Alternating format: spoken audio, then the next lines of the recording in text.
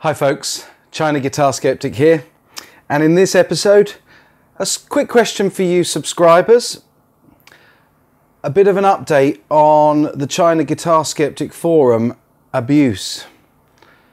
The question about German and potentially UK customs and border controls seizing import fake guitars. And finally, a big step to announce for MILTON Guitars.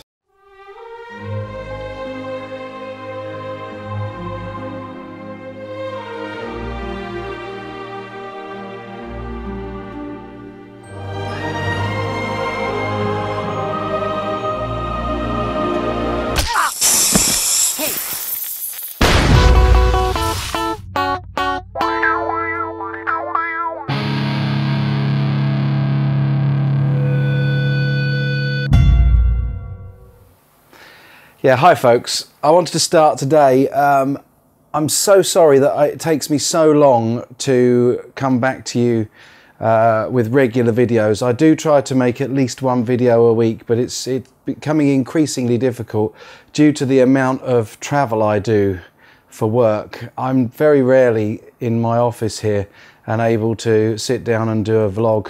So I tried something yesterday, and I wanted to try to upload a vlog from the car, and I did an experimental run of this precise video from the car, and the quality looked a little bit like this. I'm going to give you a bit of a demo of it. I'm going to give you the intro I made, and I'm going to give you a demo and see what you think.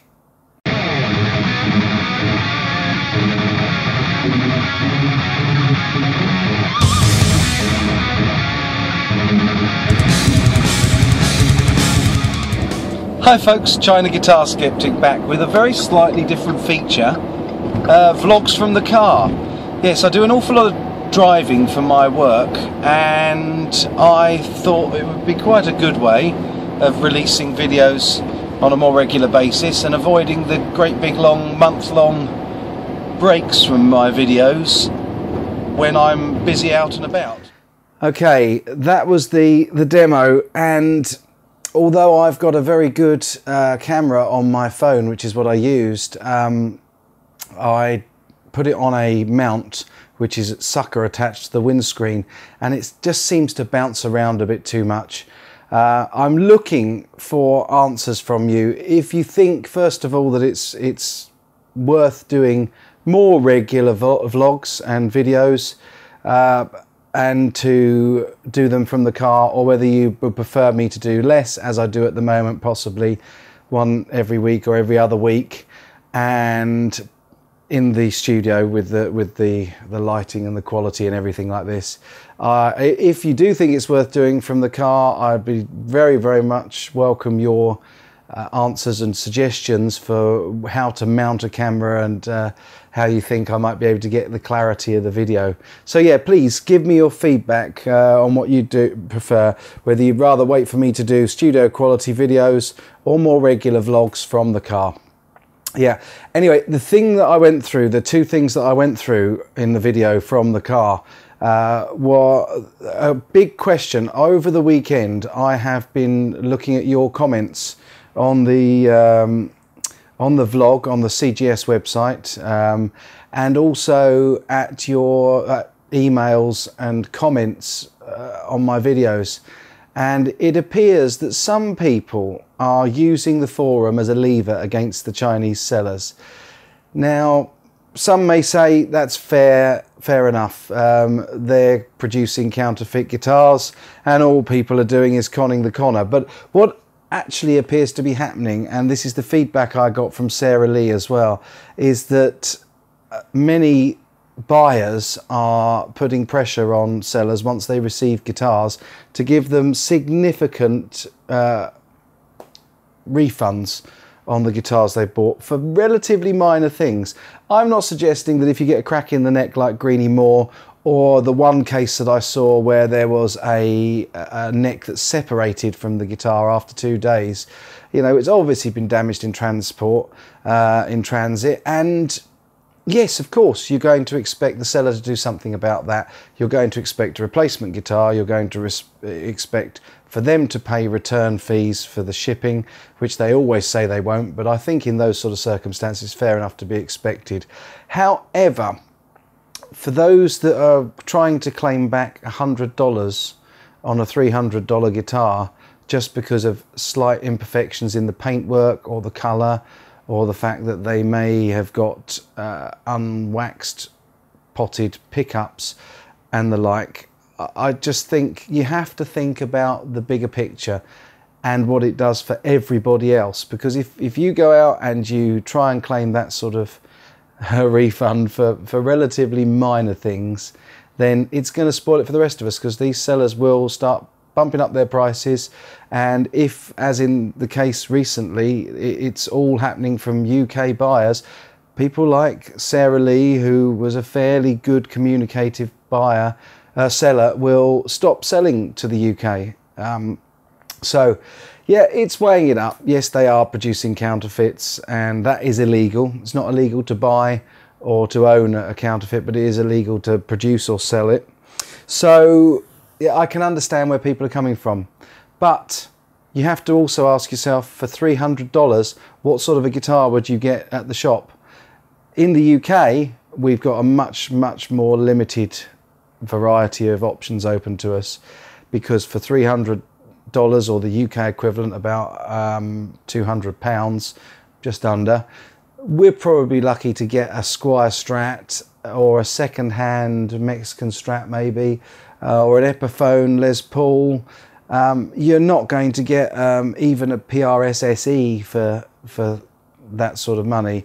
Maybe not even second-hand. I've been looking on eBay to try and see what the relative costs are.